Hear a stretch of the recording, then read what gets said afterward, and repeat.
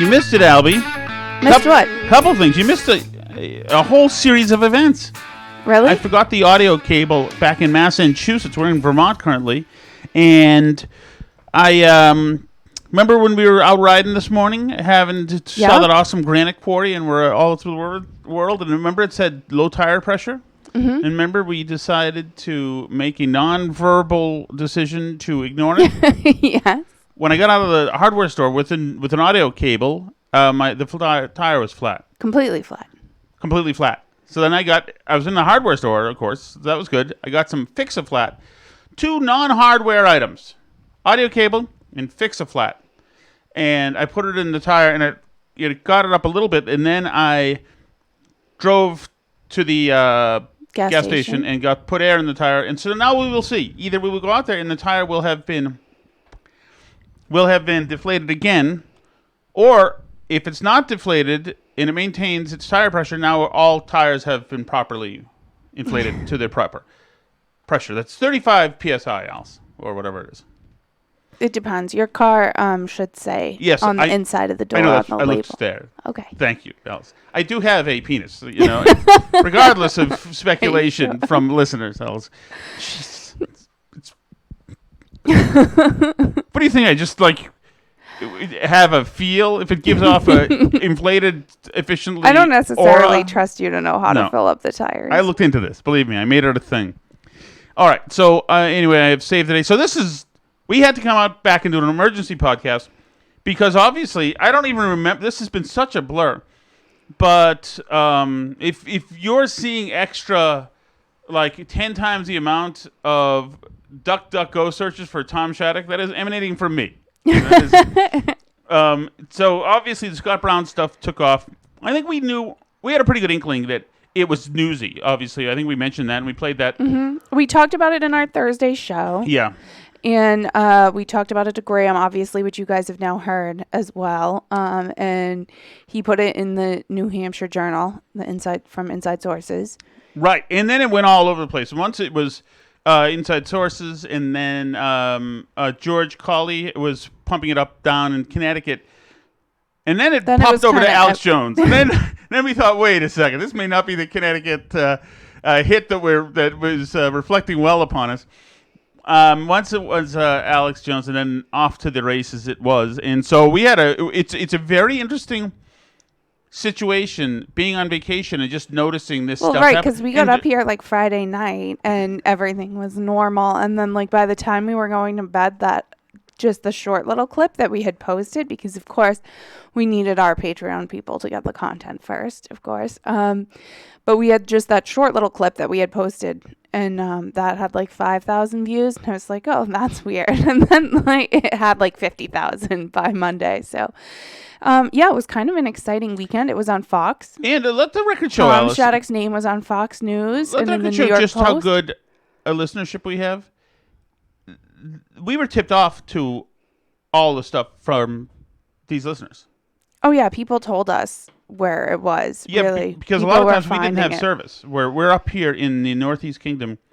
There is not a lot of service in a lot of places. Yeah, if we're at the house and we're on Wi-Fi, then we're fine. But yeah, if we're out and about and at the lake and doing whatever, then we aren't necessarily hearing it and seeing it and on Twitter and all that stuff. So thank you to everybody who sent us stuff and clued us into things that were happening, and it was very exciting and great.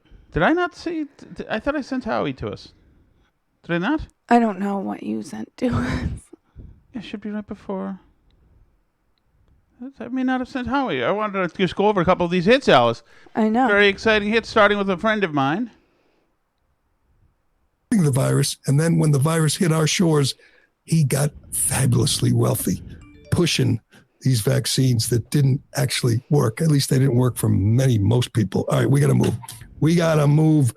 Let's get to, let's do Scott Brown quickly, because Scott Brown went on with our friend Tom Shattuck on his Burn Barrel podcast, former senator. Thank you, Jerry. And talked about Joe Biden, who by the way, I was looking at his Twitter account this morning to see if he tweeted anything about Maui. He hasn't. Oh, is that all I have? That's a very good edit of my part. But then he plays it, okay? So this is going swimmingly already. Well, I sent you the right part of Laura Ingraham. But I wanted Howie. But anyway, you guys heard it. I was on Howie Carr as well. But Laura Ingraham, I mean, we are now best friends with Laura? We are best friends forever with Laura Ingraham. No, the president is out of sight, as you reported earlier. He's not out of mind. That's Former Raymond Senator Arroyo. Scott Brown is revealing what really happened when Joe Biden swore him in. Watch. When you got sworn in as senator, was he like hair sniffing Gail or handsy with Gail, or did I imagine? Yeah. I told him I I told him to stop. He didn't act the way I thought he should, and we called him on it, and that's it. Now, Laura, we had our producers pull the video. Look at this. He does get awfully friendly and handsy with Mrs. Brown there. That we I have like. to start a new segment. Great gropes with Mr. Biden. Oh, great sniffs. It's either sniffing or nibbling, or he's in your aura space for way too long. Remember, Raymond, when we saw him at that party in Washington and he grabbed my shoulders that time? But there was a moment. We wrote about it, and I don't know which book, but it was. It was. So I see Laura Ingraham is a fetching looker. Let me tell you about that. I'm sure Biden was all over her. So let's see. Do I have Howie? It doesn't matter. Okay, so it's on with Howie as well. So then it's all over the place in the Daily Wire, and so I'm thrilled. Obviously, I don't know. We got a smattering of new listeners. A lot of impressions. It's just good. It's good to be organically create news where it's not me like walking into traffic or like or something that's useless or whatever. It's a newsy piece, and I was glad he did it. I'm sure. I mean, Scott Brown should feel good about it because it makes him look chivalrous.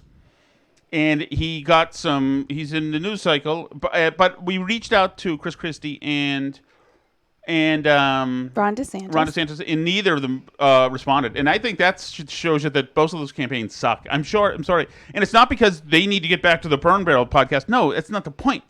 Although it would be a good nod to new media, certainly, and the Twitter sphere. I'm sorry, and the podcast universe.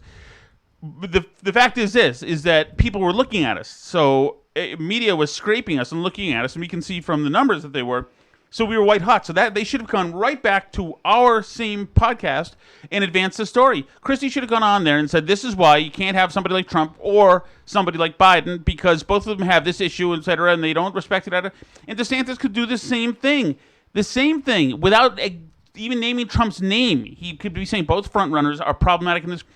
It's such an easy layup, and the fact that some 28-year-old comms moron was just stuck on her Instagram rather than be looking at us, I think is ridiculous. It was a win. Certainly would have been a win for us, but it's a bigger win for them.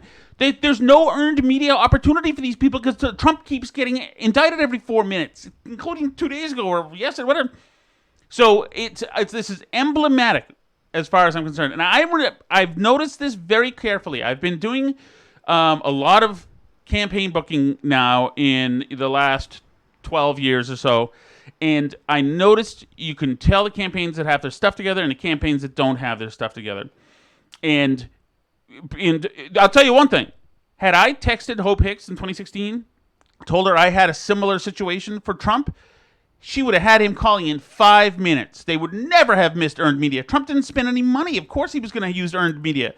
So DeSantis is going to be, spending $1 million, $2 million That being a said, day. didn't you reach out to Trump this time too? And I did. His people also didn't get back to you? There was nothing. There's no portal. Of course, Hope doesn't work for him, and I don't have any more inside numbers. Like one of the sons follows me on Twitter, but other than that, there's nothing. But that, and it's funny because they've been saying this time around that Trump's campaign is a much more professional campaign. Have they been saying that? Yes. I've heard conservative pundits say it, that this is it hasn't been no expense spared, that it's a campaign made to scale up quickly and be fluid, etc. But like I said, that being said, the Iowa State Fair was also this week, and that was mixed press for Trump, I thought. the Iowa State Fair stuff. Because what people were saying, and I mean, like, I wasn't there, so I don't know, but was that he wasn't there for very long. He didn't stick around. He looked old. He looked tired. Sure, that's fine. Well, this would have been a good way to change the channel on that. I mean, it's just ridiculous. I'm telling you, I know it's a small thing. I know it's us, but I remember being with Boston Herald Radio, and the campaigns got it, and the campaigns didn't get it. It doesn't matter. Almost all the campaigns lose, except for one, but his got it. And it didn't help Hillary Clinton to blow us off. It just didn't help her. I mean, in Massachusetts may not have meant anything. I don't even know how she did in New Hampshire. Bernie won New Hampshire. But, but these blowing people off, I mean, in the beginning, we were ready to give Jeb Bush a whole bunch of love, a whole big spread. It was something we did for Rand Paul, and they come in and they get shot and video and interviews, and we do sidebars and this and that. But they just blow it off. I'm telling you, that was New Hampshire news that they would have gotten in on. That was New Hampshire news cycle, New Hampshire primary, where you need to win or you're done. At least you need to place, and you blew it off. Freaking morons. But you know what? It's fine. It's fine. So speaking of the Herald, actually. Right. That was pretty funny. Because we joked about it, like they're not going to be able to cover this at all. Because they obviously stay very clear of you and, Yes. Yes. And what else is talking about is obviously I used to work for the Boston Herald for years under old management. And then the Lowell Sun. It's all under the same. It's all Alden Capital and Media News Group, whatever. It's a hedge fund owned thing. So the Hartford Courant too. Hartford Courant, exactly. We'll talk about that Monday, as a matter of fact. These places. I'll just say this without disparaging. I don't want to disparage them. I would, in my own personal life, if I were wanting to keep my local newspaper around, and they're owned by a hedge fund, I would unsubscribe immediately. You're not doing them any favors. You're not. They're cutting personnel. They're not going to use your money to hire anybody. You're right. Put it that way. Yes, that money goes to Manhattan, and that's that's going to somebody's yacht and not yours. So don't save these things if they're owned by these hedge funds or these giant. It's not going to save your local news to give them money. No. And believe me, as somebody who was on the inside of having to make the numbers work, take my word for it.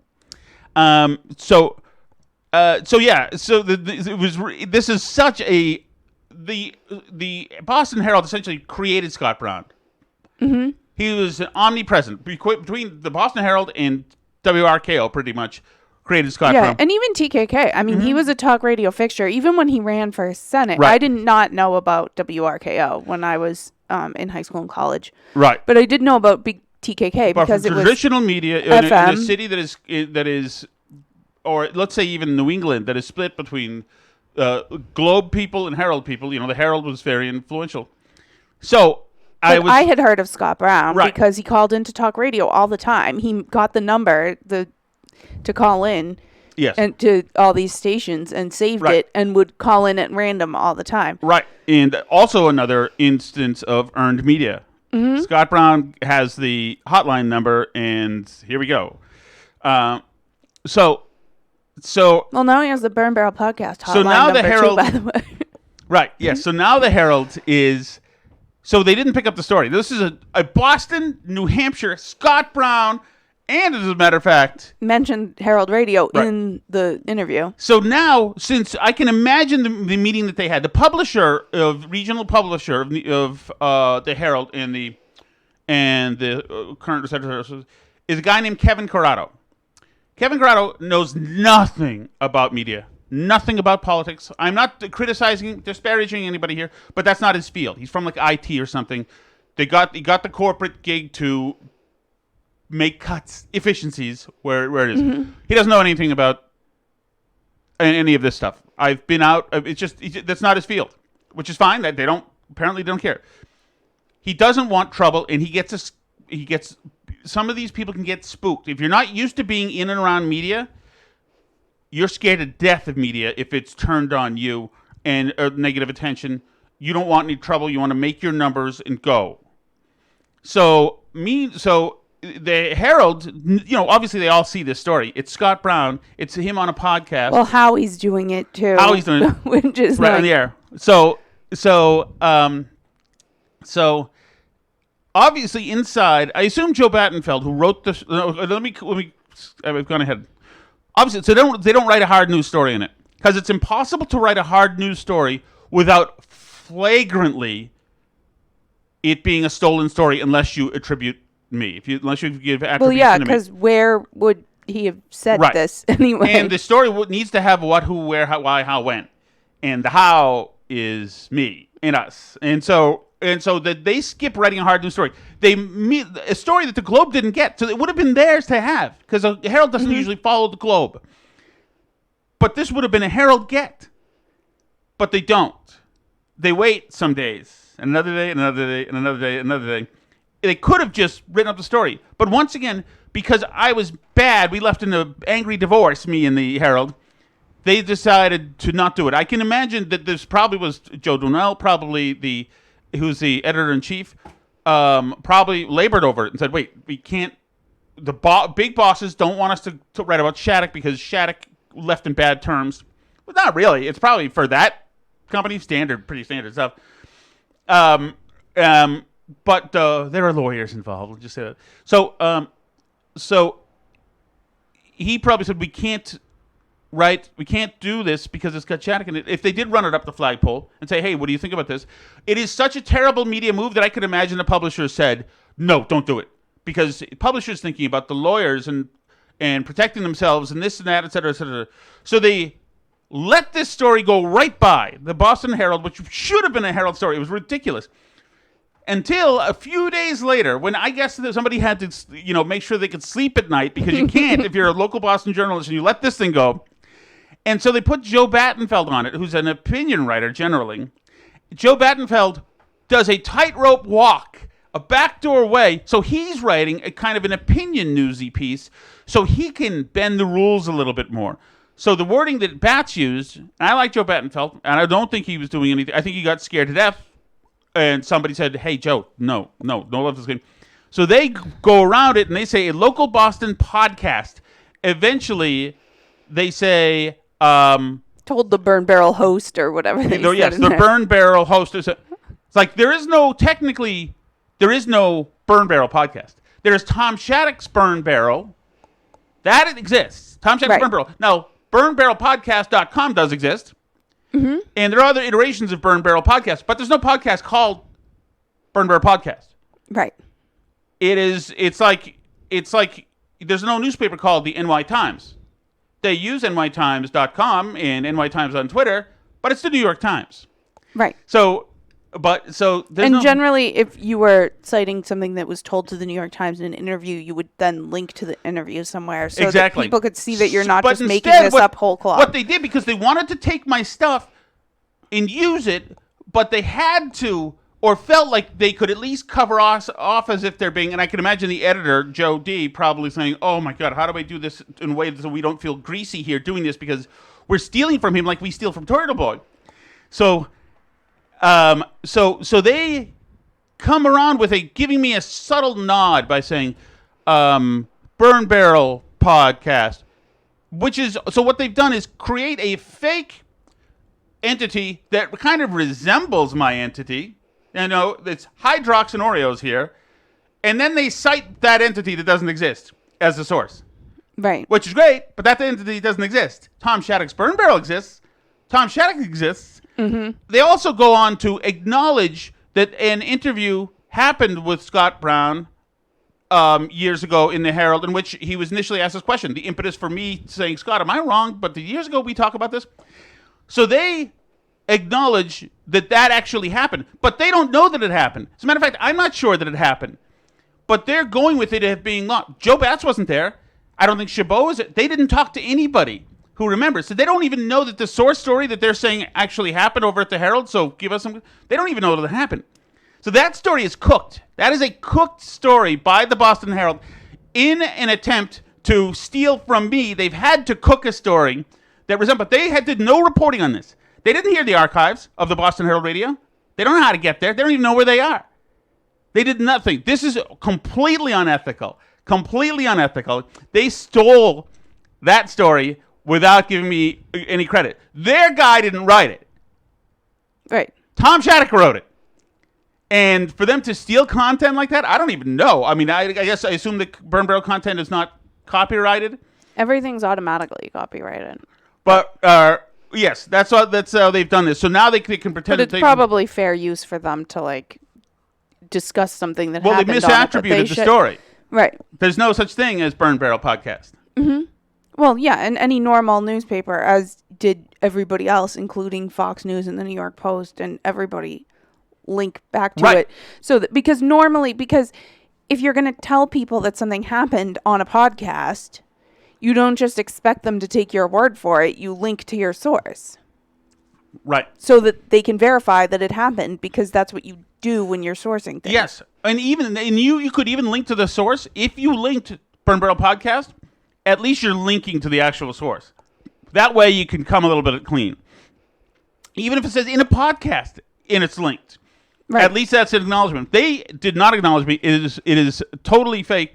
This is the kind of stuff that I used to get in fights with other editors about, because I used to want to use or follow up stories that Turtle Boy broke.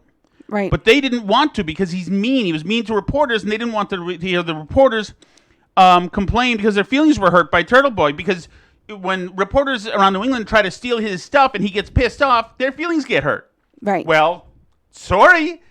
So my feeling was that he was chasing down some good stuff, including some Monica Cannon Grant stuff at the time, etc.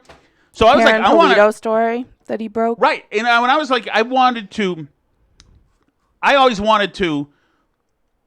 write op-eds or editorials on this stuff because it's good stuff, and who cares? Just give him a nod. He did the work. Yeah, just say where you're getting this, and they would be like, no, you can't mention him. Well, they not only that, but we had I got ambushed by two editors one time. We had a supposedly friendly conference call on this, and they said, one of the editors said, it was incredible. I said, oh, it was bad, because they were angry that this is an editorial that went through, and then they published in the Herald without checking it, that I credited Turtle Boy. So they were very upset. It involved the Bruins, I think. They were very upset. One of the editors said, this is so beautiful. One of them said, no, the Bruins are mad at our reporter. It's like, so? You don't do that. That's just the state of newspapers now. Who cares? Bruins are mad. Fuck the Bruins. I mean, right? Bruins are mad at our reporter. This is a newer editor at the time who actually runs one of the papers now, I think. And then the other thing was their big nuke me. This was in front of the publisher, this particular call, was, Tom, do you realize that he called your supposed friend and colleague, and it was either Jen Royal or somebody else who I worked with at Herald Radio, do you know that he called her on Twitter, called her a bitch? And I said, who cares? Who cares if he calls him? We're using his story. Why are we romper rooms suddenly where we care what names are called? So maybe Turtle Boy's an a-hole. Who cares if he calls everybody bitch? He's probably called me a bitch. Yeah, if he did the reporting and we're now making content, making money off of his reporting, we still have to tell people where we're getting this story from. We can't just, just do because the work he called around somebody a mean name one time. Local blogger. It's like, no, man, it's ridiculous. Okay, so that's the story in the Boston Herald. Once again, not disparaging the Herald whatsoever. I would say, though, that this, forget about anything that I've ever done in the past with the Herald. Just judging by this, the amount of unethical decisions to be unethical that would have gone into this decision tree, to this making this decision, to create a fake source and cite a fake source so that they don't have to cite the actual source and provide no link. One, it's not typical. Two, I think it's punitive, which is why I would like to speak to a lawyer about the punitive aspect of this and to see what that does with to any contract that I may have signed to shut up about things, because I would have some wonderful stories to tell. So I'm looking into that, and I know that you're listening right now, Boston Herald, and hello. It's me, Tom Shattuck. Remember me? Okay. So there's that. Oh, yes, obviously, and I would say this, that any media outlet that cooks a story like this, creates fake sources, they can't verify that any of this stuff happens. All hearsay by whom? They don't say in there. I would not trust that media with my money, so I would unsubscribe royally to that. I subscribe right now. We subscribe to Commentary Magazine. If they did that, I would unsubscribe. We subscribe to National Review. I'd unsubscribe to that in a moment if they did that kind of thing. So you're not doing any favors. It's no longer the... I don't want to disparage anybody. Okay. Make your own decisions, you know? Alice, I have a question for you. Yes. So far, we don't know if Donald Trump's going to do the debate. Right. We're told that Michael Graham says that he thinks he will. If you guys heard that interview, because Trump needs money. But maybe he won't. But my feeling is it Trump? And this might be wholly stupid, but just think about the position where we're in right now. Biden is matching Trump neck for neck, or even more so, on every criticism the left has cast on Trump over the past 6 years. As it turns out, all of those are being snuffed out by the fact that the left's own guy, Joe Biden, it has been borne out that he actually is worse at all this stuff. Now, he can go run around saying Bidenomics all he wants to, but people don't feel it. You can say inflation is down. Stuff is way too expensive. You can't afford it. Believe me. I'm in Vermont right now. There's not a whole lot of money up here, and these prices are like shopping at the freaking airport for groceries. It's incredible. It is really wild how expensive stuff is. It's crazy. Yes. And they've given up even they'll talk about how inflation is lower than it was or whatever. But, they've given up even talking about the Inflation Reduction Act, so-called, as a bill that's designed to reduce inflation. Did you see Podesta talking about the Inflation Reduction Act? I saw a couple of cuts. Anyway, so yeah, he was doing that because he was responding to Hawaii, and he was calling it their climate legislation, essentially, the Inflation Reduction Act. And Vox had a piece out in the last few days as well, where they were saying Biden's historic climate law has a problem. The average American probably doesn't know about all the free money in the Inflation Reduction Act. And of course, as we talked about at the time when they were passing the Inflation Reduction Act, even, every economic analysis was saying this is going to be, if anything, inflationary, this bill. But, I think it's telling that they're calling it a climate law, the Inflation Reduction Act, which is not how they sold it at the time. They were saying that it was going to, reduce inflation, which it was clear that it was not to any economist. Everybody was talking about it. But, this Vox article I thought was really telling. The law is President Joe Biden's biggest climate achievement to date, with nearly $370 billion available for clean energy and climate programs, but just how much of that investment will benefit the average American environment remains an open question. Aspirationally, the Inflation Reduction Act is designed to lead a major reduction in U.S. greenhouse gas emissions. Is that what you would think that something called the Inflation Reduction Act would have as its major goal, would be to lead to a reduction in U.S. greenhouse gas emissions? Its programs incentivize technology that would bring clean energy to American homes, transportation networks, and manufacturing. Because the funding spans the next decade, the Biden administration is working to develop rules for dozens of new programs, including a new fee on methane pollution, guidance for hydrogen tax breaks, and pollution grants for communities. But programs that give rebates to consumers for energy-efficient home improvements and home electrification will hit the market next year. Moving Americans off fossil fuels, blah, blah, blah. Democrats passed the law on strictly party line votes. Climate experts have criticized the final version for relying more on incentives to entice voluntary adoption rather than penalties to enforce pollution cuts. Meanwhile, Biden is betting the new law will deliver most of the emissions cuts needed to meet the U.S.'s goal of halving pollution from peak 2005 levels by 2030. But analyst projections, which are based on a number of assumptions and caveats, estimate the Inflation Reduction Act will only deliver about 40% in emissions cuts, et cetera, et cetera. But, is that what they were talking about the Inflation Reduction Act doing at the time when they passed the Inflation Reduction Act? No. The thing's called the Inflation Reduction Act, is it not? So yeah, anyways, they had John Podesta out here talking about Hawaii, and he said that they're working to solve the climate problem because they're they passed the important climate legislation of the Inflation Reduction Act, which is not what it was sold to do. The Hawaii thing, by the way, which we're not moving off this yet. Okay. Because remember, I was telling you about Trump and the debates. Right. This is a long way around. Add to that the fact that Joe Biden has become the animated version of all the boogeyman concerns about Trump. Right. And not only the gropiness stuff, feeling up women, and this, like we just talked about, inflation, Afghanistan causing Ukraine, and this and that. But he's somebody who appears to be on the take in shady. This is Noah Rothman in the National Review, which we subscribe to. Right at the bottom of the ABC News write-up of the Ipsos poll commissioned with Ipsos, a dispatch that covers the waterfront of public opinion surrounding all the many sordid affairs that involve Donald Trump, lies a shocking bit of news about how the public is responding to Hunter Biden's scandalous conduct and how his father's administration is handling it. A plurality of Americans, 48%, are not confident that the U.S. Justice Department is handling its investigation of Hunter Biden in a fair and nonpartisan manner, while only 32% express confidence in the investigation. 32% express confidence. 48% not confident. Right. This is Americans, Democrats and Republicans. Mm-hmm. Everybody thinks that the fix is in for this guy. They've seen this guy, David Weiss, and his maneuvers.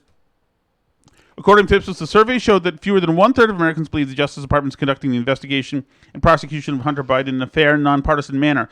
In plainer words, a plurality of Americans see, or at least are not willing to dismiss, the appearance of corruption in the administration's handling of the allegations that the president's son enriched himself by retailing access to the highest echelons of the American government.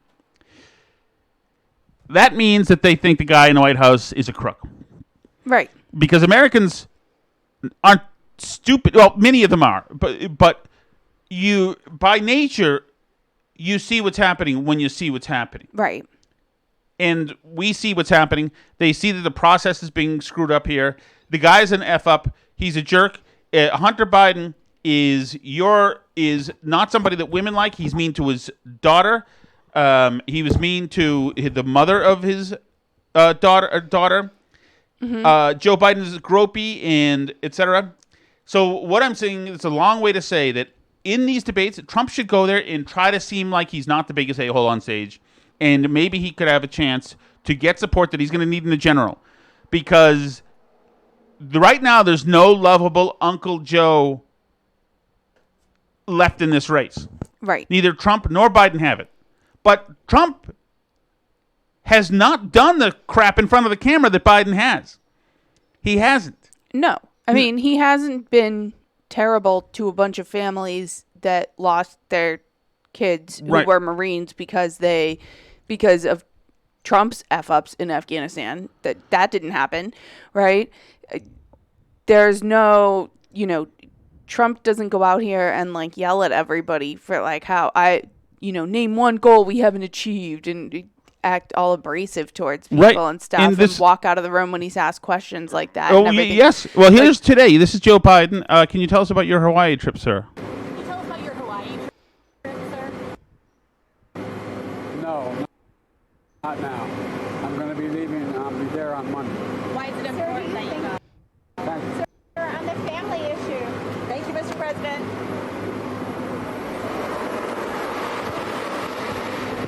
He looks totally detached from it. Saying no comment the other day. Yeah, when he's on vacation. And, does he even know what's going on in Hawaii at this point? Does anybody? First of all, in Hawaii, they're having a media-free zone. Will Kane from Fox has been doing amazing reporting on this. He owns property in West Maui, and he has been there on the ground with a crew. He says they're the only people there right now doing reporting, and he's been reporting on a lot of the amazing work people have been doing. But, the Democrats were obviously really quick to jump on this Hawaii stuff as a climate change thing.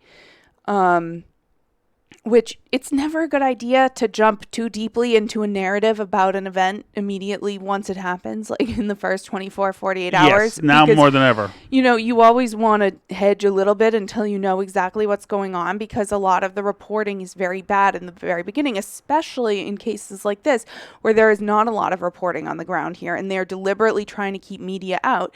Now, it's transpiring that probably the reason they want to keep a lot of the media out here is because this is looking more and more like this was an F-up of epic proportions by a variety of local officials and companies. The Hawaii Electric Company in particular, that was in charge of a bunch of these power lines, was told they were at huge fire risk years ago. As far back as 2019, they were being told that, these wires were sparking, were causing problems. The Wall Street Journal was reporting on this. They had been told that this was something that they needed to deal with because there was a huge risk of fire here.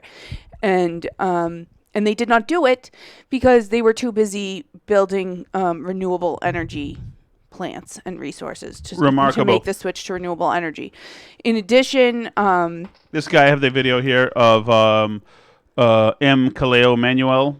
Hawaiian official M. Kaleo Manuel refused to release water in Maui as a fire raged. Manuel is deputy director of the Department of Land and Natural Resources. Here he is explaining that water should be revered, not used. Our authorizing statute to protect and manage all water resources in the state. One Water is like taking it and looking at it from a holistic system perspective. And that's not any different than... The moment any of these psychotics say the word holistic, hit the drop door button. Yeah. So, and this is has apparently been a really big issue in Hawaii historically, because when they came in and had big plantations there, they would divert a lot of the water from the local streams and rivers to water the plantations, and like the people who are downstream, didn't get any say in it. So now they have overcorrected so that the downstream people have to like sign off whenever they want to divert any water, including apparently to fight fires that are burning down the entire island. So they have decided to have a water policy that means that they can't approve. And, the firefighters were asking to fill up the tanks in advance of these fires coming through. And, there was no policy in place or anybody to tell them yes. And by the time that it was decided that, maybe they should use that water, it was too late to do anything and to fill up their water reserves. Hawaiians traditionally managed water. In essence, Native Hawaiians treated water as one of the earthly manifestations of a god and a kua kane.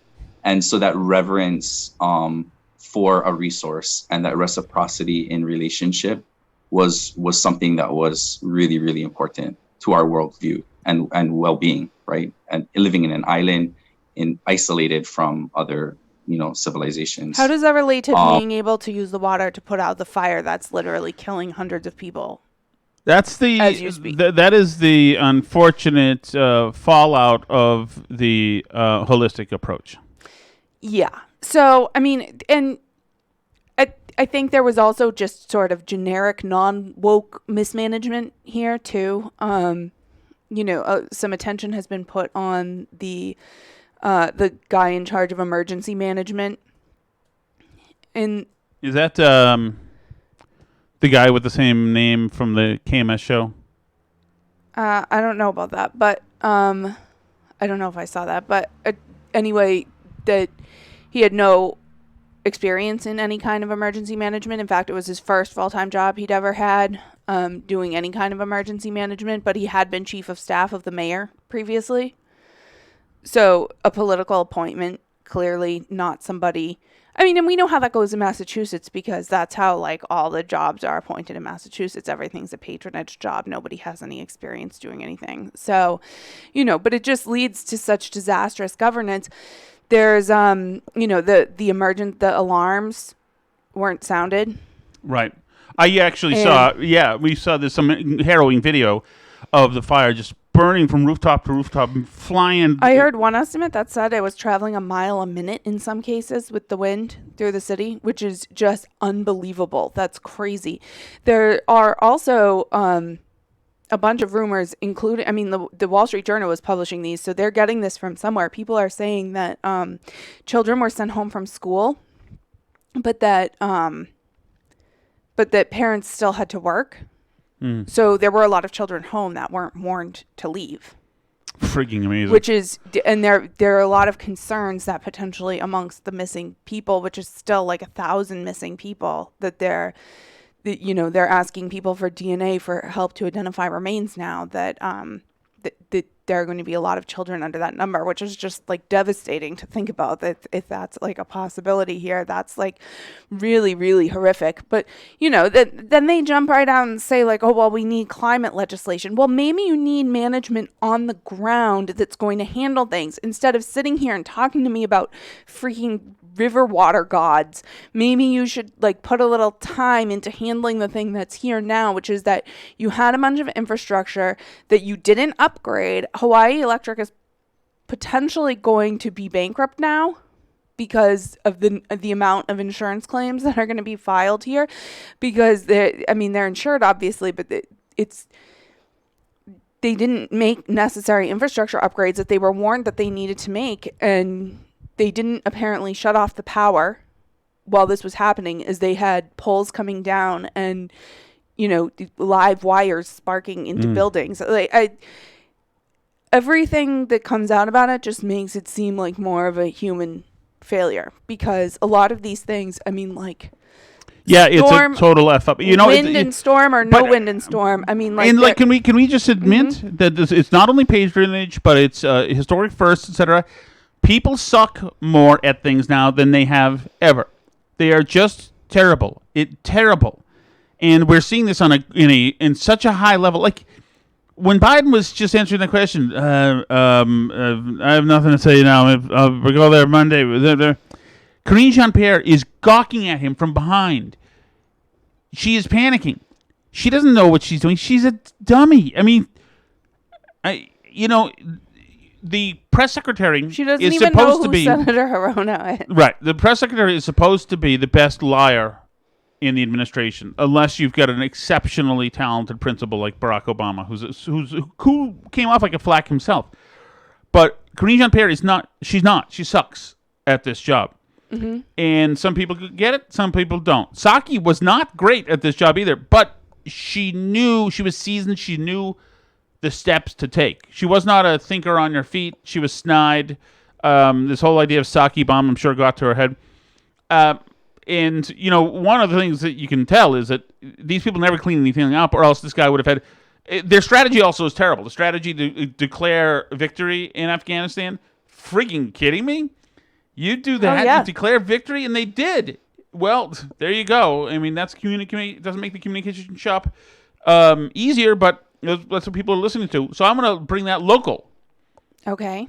Local as in to Vermont. Dateline, Burlington, Vermont. Burlington, Vermont hired, this is Charlie Kirk, hired a director of racial equity, inclusion, and belonging. Oh, good. Racial equity, inclusion, and belonging. Tyestia Green. One of her only jobs was organizing a Juneteenth event, which is perfect, which ran more than 100% over budget thanks to her mismanagement. Then she lateraled to the same job in Minneapolis, where she did the same exact thing. Once the city began investigating her, she quit, claiming it was a toxic work environment for not giving her unlimited money. Now Burlington is investigating her as well, so she's accused the mayor, one of the most liberal cities in the country, of being a white supremacist. Of course. DEI is a scam for hiring unqualified, deadweight losers who ruin everything around them. Abolish it. That is correct.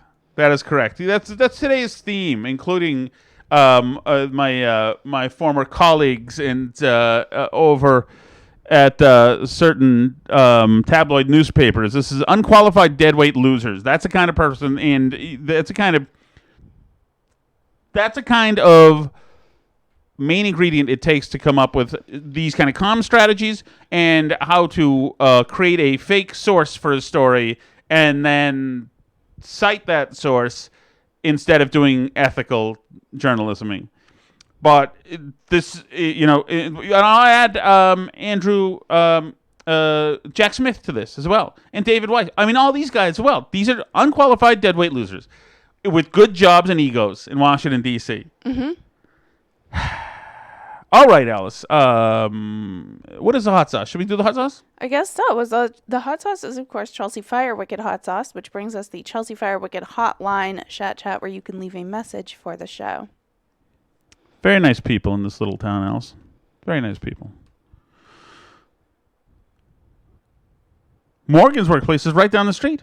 Do you know that? Indeed, I did know that. I didn't know that that's where it was, as a matter of fact. I would have driven past. I don't think it's a kind of place you can do a pop-in. Okay. SFM? No mas? Steve from Merrimack? Oh, okay. 6 days ago. Hi. Hey, Steve. Steve from Merrimack. You know, Tom, I wasn't going to leave another message regarding your, incredibly encyclopedic knowledge of film. But after, Thursday night's episode, I listened to it the next day, the Friday morning episode, where Phil was nice enough to leave you a list of movies from the 1970s, which, by the way, did not include Apocalypse Now, Phil. Right. I'm very disappointed in that. But other than that, it was a good list. I have seen that one, though. But it's you making comments along the way about the films that Phil recommended. You are very Joe Biden-like in that you don't know a thing, but you're so confident in what you don't know. It drives me batshit. So, okay, the case in point, Phil mentions it mentions One Flew Over the Cuckoo's Nest. Okay? And you go, oh, that's a very gritty movie. Yes. Peter Boyle really scared me in that. Peter Boyle isn't in the goddamn movie. What are you talking about? I don't know. Was Peter Boyle in the outtakes or something that I missed? He is not. Who's that big creepy guy? It's not Peter Boyle? One Flew Over the Cuckoo's Nest. Hold on. Hold on. Oh, Cuckoo's Nest cast. Let's see. Wait. Was it Christopher Lloyd? Ooh, that's disappointing. Yeah, I think it's Christopher Lloyd. I thought he must have looked drastically different. No, yeah, I think it is. Wow, Peter Boyle is not in that movie, Alice. I'm looking. He's not listed, unless they didn't list him. In One Flew Over the Cuckoo's Nest. Okay, and I think you may have actually seen that movie. Yes. And then the other thing is, you're talking about Chinatown, which you haven't seen. Correct. And you go, oh, yeah, that's the one where Jack Nicholson has a broken nose. Yeah, he does, doesn't he? And I get, no, Jack Nicholson does not have a broken nose in really? Chinatown. No? He has his nose almost cut off by a knife, by a hood, played by the director of the film, Roman Polanski. Damn. But again, you're just so confident in what you don't know. My God. Oh, please, no mas. No mas. God. Roman Polanski, Alice, do you look forward to his next great masterwork? No. Roman Polanski. Yeah. I don't know. That's all you got? Well, I mean, I can't. I mean, I was. This is what I was going to say. This. Want to hear what I was going to say? Sure. I was going to say he had good taste in women, but the one that I know of who was of age, who he didn't sexually assault, was brutally murdered by Charles Manson's gang. So, that doesn't mean she was very beautiful. Okay, I'm going to move on here. The other one was... Sharon Tate was hot. That's your Roman Polanski take? Yes, she was. Okay. Good take. It's okay, right? Good one. We're good, right? I mean, that's true, at least. Thank you. Cedar and Fritz Fail. Cedar. It seems like every day is the same, and That's not... on my own. It's kind of falling apart for its reception here. Let's try. Let's see. The Law V21 and LOL Today.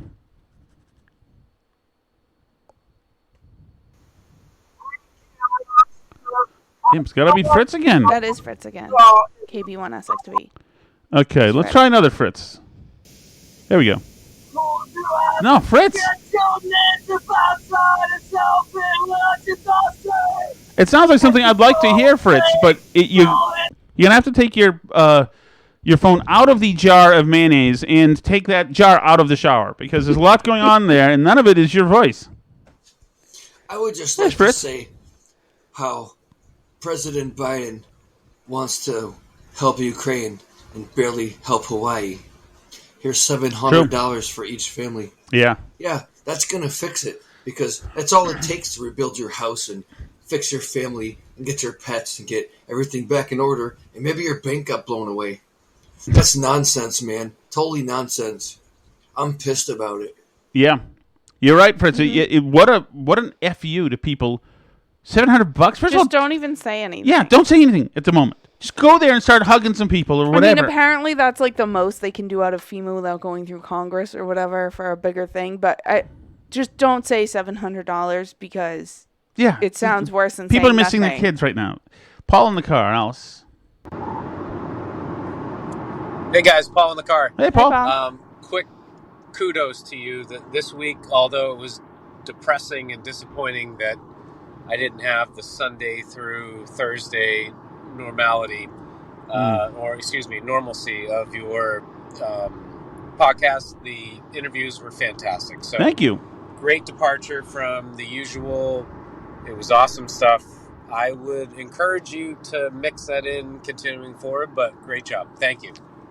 Thank you, Paul. I appreciate it. I actually thought that everybody we talked to, from Scott Brown, obviously, was newsy. I don't even remember anything else. But was good. I thought Graham was great. I thought Steve Robinson was great. And I thought Jerry Callahan was great. I thought that they were all really good. And we used to do more podcasts. It's good. It's ebbed and flowed, certainly. There's part of me as this presidential race comes around as well that thinks that maybe, we can do it, so why not? And breaking news is not a bad thing. Sometimes we just like to bandy about ideas and have more fun. It's almost as if it should be another podcast, but we can't. We don't have. We don't have the bandwidth. So yes, I definitely the excitement of the Scott Brown thing, and also just I'm keeping that in mind. I think I've kind of got an itch to do some more. First of all, we want some gets. I like the idea of it being possibly newsy, but that's on me to be able to pitch these people and get them in. There are some. If there's anybody who you'd like to hear from as well, you let me know in particular. There is. There are some. I have a list of people who I always want. I would love to talk to Victor David Hansen. I think I've reached out to him. I don't think it's worked. Obviously, I want Matt Walsh again. We will talk to Matt Welch. He is amenable to coming on. And obviously Jordan Peterson. I'd love to talk to him. Mm-hmm. Just a quick hit. Russell Brand. Love to talk to him. And obviously that's pretty much where I am. Actually, I'd like to have Tim Dillon too, because he's a sick bastard and he's very funny, and I do listen to his podcast. Yeah. Before we go, I want to go to one thing. Well, you're getting something. Can I just say too? Because I feel like we should address this because we haven't been talking this week since this happened, and we didn't get to it in this show really. But so Trump obviously was indicted in Georgia. We had talked about how that was going to be happening. It was, like we talked about, a huge indictment that included a lot of people, including like his attorneys and stuff. And centered in particular around a lot of these attempts to like get the voting data from the voting machines and things like that, which they're doing it with this RICO thing, which means that you don't have to have all the underlying things that people did actually be criminal, right? You got to show the conspiracy. Right, and it has to I don't know like how legit a use of the RICO thing this is under Georgia, because this is Georgia RICO law now, not federal RICO law, which is different and has different like legal standards in the courts. So it is going to be different. I'm not an expert in Georgia RICO law, obviously. It does seem pretty clear they set this up. This has nothing to do with the grand jury. They accidentally released it before the grand jury was done deliberating. and then claimed it was just an accident. And first they called it a fictitious document, the one that they put out. And then they said, oh no, oops, we posted it early. But they weren't supposed to have the indictments until the grand jury was done with their job, which they hadn't done. All that being said, the legal issues aside, I'm not sure that a Fulton County jury is going to care if this is a stretch of, the RICO law or whatever. And that this is a really bad situation for Trump because there's no pardoning here. Do you realize that?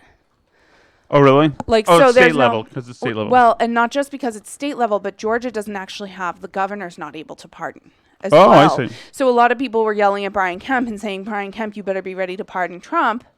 And well, if I were Brian Kemp, I don't know how ready I would be to do that since Trump has done nothing but trash him for several years now, including running candidates against him and stuff. I'm sorry, I'm reading Michael Ben's Twitter reply to us. But, it doesn't matter regardless how Brian Kemp feels about Trump because Brian Kemp doesn't actually have the ability to pardon him. In Georgia, the pardoning is done by a special board, and they can't do it until after you've served your sentence anyway. Uh-huh. So, all it takes is the right jury, and they could actually send Trump to prison over this, which is insanity. It's really, really crazy. And it's BS, honestly, and this is, I